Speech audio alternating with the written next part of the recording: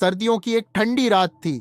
हवा इतनी सर्द थी कि जैसे हर सांस के साथ खून जमने को हो।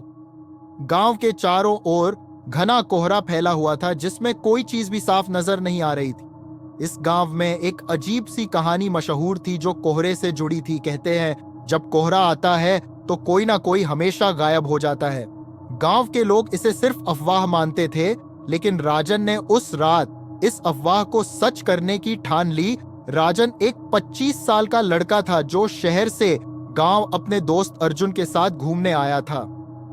अर्जुन ने उसे गांव की उस अजीब कहानी के बारे में बताया। कहानी यह थी कि गांव के पास एक पुराना जंगल था। हर साल सर्दियों में उस जंगल के रास्ते से जो भी गुजरा वो लौटकर कभी नहीं आया। लोगों का कहना था कि घने कोहरे में कोई अजीब ताकत उसे अपने साथ खींच लेती है।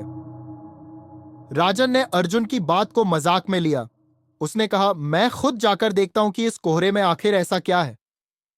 अर्जुन ने उसे बहुत समझाने की कोशिश की, लेकिन राजन नहीं माना। उसने अपनी जेब में एक टॉर्च और कैमरा लिया और जंगल की ओर बढ़ गया। कोहरे का डरावना सफर। जैसे जैसे राजन जंगल की ओर बढ़ा, कोहरा और घना होता गया। टॉर्च की रोशनी भी ज्यादा दूर तक नहीं जा पा रही थी। चारों तरफ सन्नाटा था। अचानक उसे लगा कि कोहरे के बीच कोई परछाई हिल रही है। उसने आवाज दी, कौन है वहां? लेकिन कोई जवाब नहीं आया। कुछ कदम आगे बढ़ने पर उसे एक लड़की की धीमी आवाज सुनाई दी, मुझे बचाओ प्लीज। राजन का दिल तेजी से धड़कने लगा। उसने आवाज का पीछा किया और एक पुरानी झोपड़ी देखी जो कोहरे में छिपी हुई थी। राजन ने झोपड़ी के अंदर झांका। वहां हर तरफ धूल और जाले थे, लेकिन बीच में एक टूटी हुई लकड़ी की कुर्सी पर एक गुड़िया रखी थी।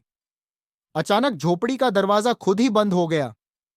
राजन ने डरकर दरवाजा खोलने की कोशिश की, लेकिन वो अंदर फंस चुका था।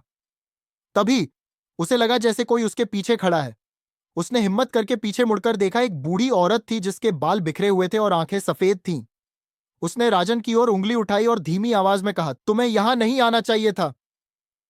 अचानक झोपड़ी की दीवारें हिलने लगीं।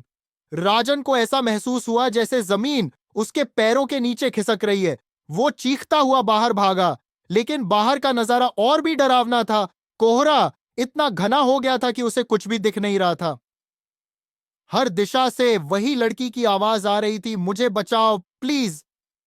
राजन ने कैमरा चालू किया और उस आवाज का पीछा करने लगा, लेकिन आवाज उसे और गहराई में खींचती जा रही थी। अचानक वो एक बड़े पेड़ के पास पहुंचा।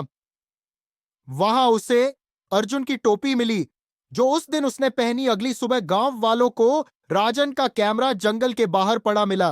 कैमरे की आखिरी रिकॉर्डिंग में कोहरे के बीच कुछ परछाइयां दिख रही थीं। एक आवाज बार बार सुनाई दे रही थी, तुमने गलती कर दी।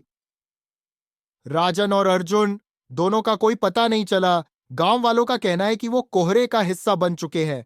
अब जब भी कोहरा छाता है, जंगल से वही आवाजें आती हैं।